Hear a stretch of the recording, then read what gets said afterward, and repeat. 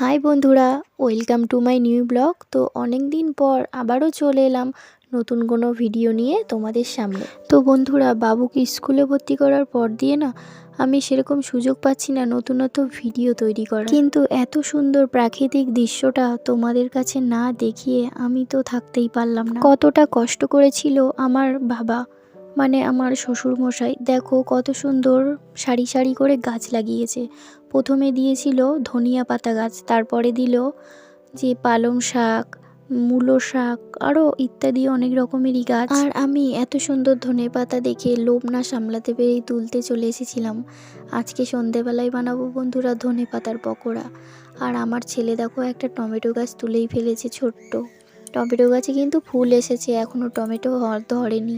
তো বন্ধুরা, আমার বাবার এই পরিশ্রম করা ছোট্ট চাষের বাগানটা তোমাদের কেমন লেগেছে অবশ্যই কিন্তু লাইক কমেন্ট করে জানাবে, আর আমার পাশে থাকার অনুরোধ রইল।